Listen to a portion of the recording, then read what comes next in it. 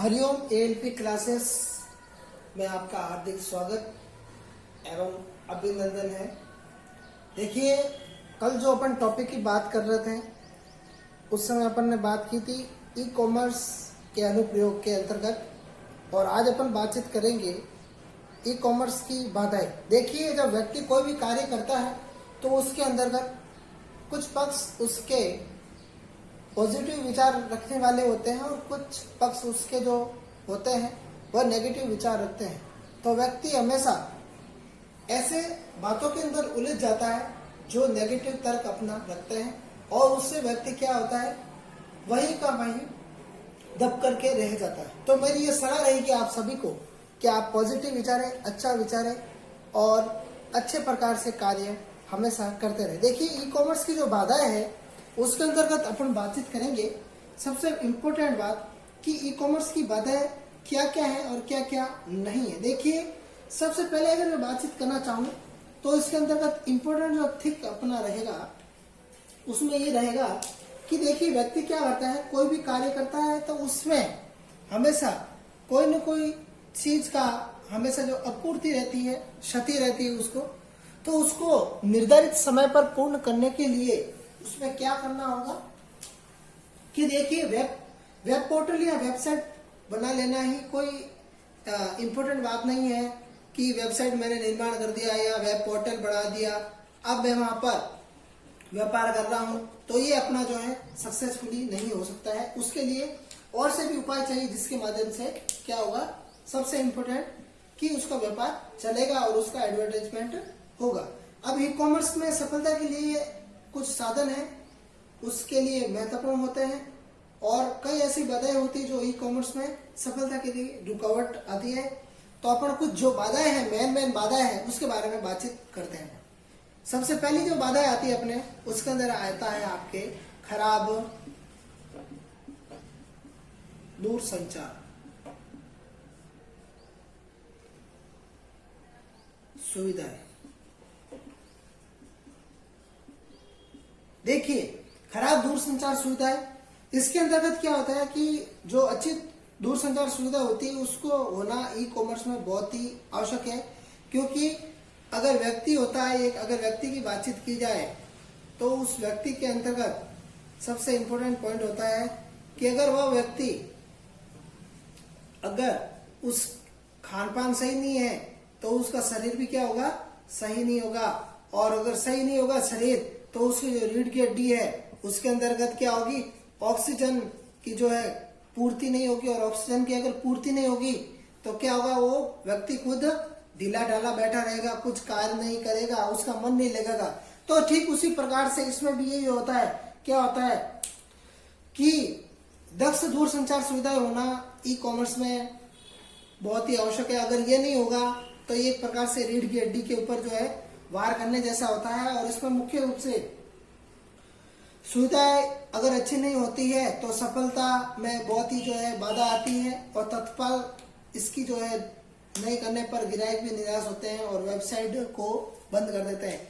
अगर इसमें कोई भी अपन एडवर्टाइजमेंट दे रहे हैं और उस एडवर्टाइजमेंट के बदले अगर अपने पास में अगर कोई भी फोन आ रहा है या फिर कोई भी अगर जीमेल आ रहा है, तो उस जीमेल का अगर अपन सही समय पर अगर उसको जवाब नहीं देंगे तो ऐसे में क्या होगा, जो वो कस्टमर होगा वो कस्टमर हमारे यहाँ से चला जाएगा और वो क्या होगा, दूसरी कंपनी को ज्वाइन कर लेगा, उसको अपना स्कोर देना शुरू कर देगा।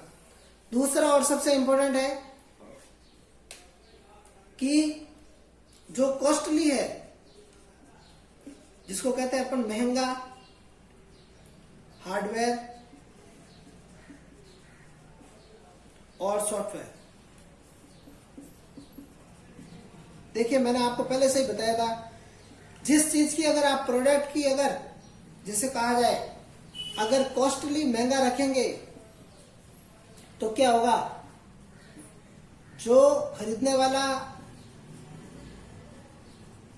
होगा वह क्या करेगा, उसको नहीं खरीदेगा। क्योंकि क्या होता है, कभी कभी अपन को ऐसे ऑफर निकालने चाहिए जिसके अंतर्गत क्या होता है कि 2 के ऊपर 1 फ्री, एक ले जाओ एक फ्री, 3 ले जाओ इसके साथ में ये फ्री। तो ऐसे करने से क्या होगा, जो भी बाधाएं आती है वो पूरी होती है, जो सामान का जो स्टॉक होता है वो भी समय पर उड़ जाता है।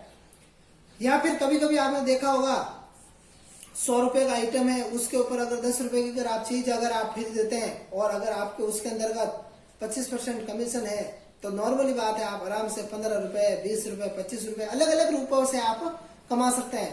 क्योंकि जो खरीदने वाला व्यक्ति है वो ये चाहता है कि जो है मेरा प्रोडक्ट क्या हो, सस्ता हो, सुंदर हो और अधिक समय तक क्या हो, टिके। तो ही वो व्यक्ति क्या करता है, उस प्रोडक्ट को खरीदता है। और ऐसे में क्या होता है, अगर महंगा प्रोडक्ट हो और कम चलने वाला हो तो वो व्यक्ति क्या करता है, खरीदता नहीं है। और ऐसे में क्या होता है, अपन को समस्याओं का सामना करना पड़ता है। तीसरा और सबसे इंपॉर्टेंट जो पॉइंट है मैं आपको बताना चाहूंगा उसके अंतर्गत कि हमें हमेशा ऐसे कार्यों के लिए टेक्निकल स्टाफ की आवश्यकता होती है। और उस टेक्निकल स्टाफ के अंतर्गत सबसे इम्पोर्टेंट है हमेशा कि जो है टेक्निकल स्टाफ की आवश्यकता, और उसी के साथ साथ हमें जो है अनुभवी टीम की भी आवश्यकता होती है। अनुभवी अगर टीम नहीं होगी तो उससे कार्य में क्या आएगी, रुकावट आएगी। देखिए टेक्निकल टीम हमेशा कभी कभी क्या होता है, जो कंप्यूटर के अंतर्गत है, कंप्यूटर चलता चलता बंद हो जाता है। और कभी कभी क्या होता है, जो सॉफ्टवेयर होता है उस सॉफ्टवेयर के अंदर रुकावट आ जाती है, वो ढंग से कार्य नहीं कर पाता है। ऐसे में क्या होता है, ऐसे में अगर वो वेबसाइट अगर 2 से 4 दिन बंद रहती है तो हमें जो है लाखों रुपए का जो है टर्नओवर है वो क्या होता है, उसका नुकसान होता है। तो ऐसे में जो कर्मचारी अपने यहाँ पर काम कर रहे हैं उसकी सैलरी तो अपन रोक नहीं सकते हैं, या फिर 2 दिन की सैलरी तो काट नहीं सकते हैं। क्यों? क्योंकि वो व्यक्ति तो वहां आ रहा है, गलती किसकी है, इस सॉफ्टवेयर की है। तो ऐसे में क्या होना चाहिए, कंपनी को जो है बहुत बड़े बड़े जो है प्रबंधक, मैनेजमेंट ट्रेनिंग रखने चाहिए, जिसमें क्या होता है वो प्रबंधक क्या करेंगे, उस अनुभवी टीम के द्वारा हाथों उस सॉफ्टवेयर का जो है निराकरण कर दिया जाएगा। जो भी कंप्यूटर में प्रॉब्लम आएगी उसका जो हाथों क्या कर दिया जाएगा, निराकरण कर दिया जाएगा, हाथों उस समस्या को समाधान कर दिया जाएगा। तो ऐसे में क्या होगा, ऐसे में उस आदमी को रखेंगे, नहीं तो फिर क्या होता है, आदमी बाहर से बुलाना पड़ता है, हायर करना पड़ता है। और वो बाहर से कंपनी क्या करती है, अपन भेजते हैं, फिर वो उसके जो आने जाने का खर्चा भी अपन को देना पड़ता है। तो ऐसे में जो ये खर्चे को बचाने के चक्कर में अपन एक आदमी रख लेते हैं, तो इससे क्या होता है, पास का पास आदमी और अपन को सुविधाएं और कोई चीज की टेंशन भी नहीं रहती है। अब है आपके चौथा है कि अपर्याप्त बैंकिंग, मोबाइल बैंकिंग या फिर इंटरनेट बैंकिंग सुविधाएं।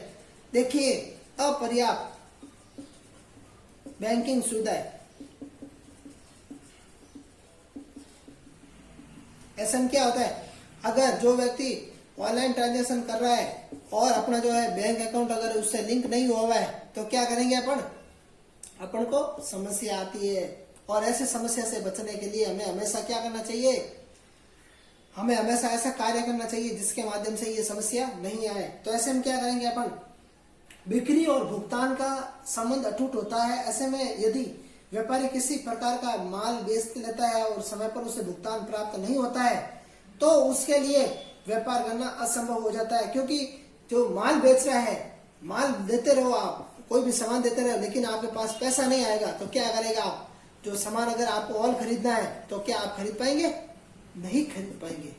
तो ऐसे में बचने के लिए क्या करना पड़ेगा अपन को ऐसे में बचने के लिए ई कॉमर्स के मामले में ये बात बिल्कुल अत्यधिक सत्य होती है कि इसके लिए बैंकिंग सुविधा इस तरह होनी चाहिए। ऐसा नहीं है कि बैंक जो है 4 दिन के लिए सर्वर डाउन चल रहा है और जो है अपन पैसा जमा कराने के लिए लाइनों में खड़े हैं और एंड में पता चलता है बैंक का जो 4 दिन से सर्वर डाउन है, एंट्री नहीं हो पा रही है। और कभी कभी ऐसा होता है जो पासबुक में जो है अपन एंट्री करवाने के लिए जाते हैं तो उसमें भी प्रिंटर खराब है, तो अपन इससे क्या होता है, जो स्टेटमेंट है, स्टेटमेंट का पता नहीं लगा पाएंगे यहाँ भी किस व्यक्ति ने जो है हमें माल में जो है पैसे दिए या भेजे हैं या किसकी बुकिंग करनी है। ऐसे में अपन उससे वंचित रह जाएंगे। और इसके लिए क्या होता है, मुख्य रूप से डेली अपडेट होना आपके जरूरी। अगर डेली अपडेट नहीं रहेंगे तो काम में बाधाएं उत्पन्न होगी। और अब है आपके क्रेडिट कार्डों की संख्या के अंदर जो है कम होना। कभी कभी आपने देखा है केवल व्यापारी क्या करता है, एक ही बैंक अकाउंट से सारे के सारे ट्रांजेक्शन करता है।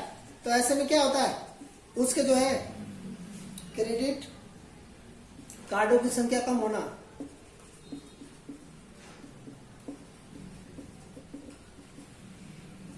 देखिए क्या होता है, कभी कभी क्या व्यापारी क्या करता है, कभी कभी केवल ओनली एक बैंक के माध्यम से क्या करता है, ट्रांजैक्शन करता है।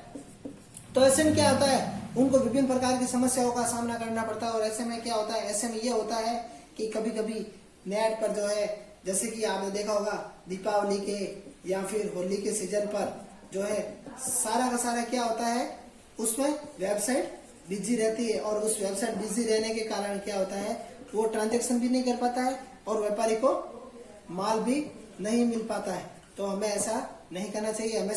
हमेशा 2 से 4 जो है बैंक के जो है रखने चाहिए, जो जिसके माध्यम से क्या होता है, व्यापारी हमेशा खुश रहता है और उसको ट्रांजैक्शन होने में भी कोई दिक्कत नहीं होता है। देखिए, यदि क्रेडिट कार्डों के उपयोगकर्ताओं की संख्या लगातार अच्छी रहती है तो वो नेट पर भी खरीदारी करेंगे, और यदि संख्या कम होगी तो नेट पर भी खरीदारी कम करेंगे।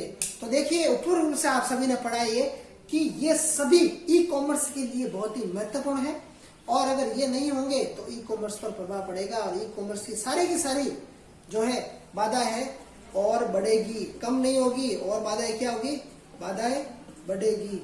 तो हमें हमेशा ये ध्यान रखना चाहिए, छोटी छोटी बातों से ही अपना जो व्यापार क्या होगा, अच्छा होगा। अगर इन बातों का अगर अपन ध्यान नहीं रखते हैं तो अपना जो क्या होता है, बिजनेस ठप होता है। तो आज अपन ने पढ़ा था कि ई कॉमर्स की बाधाएं।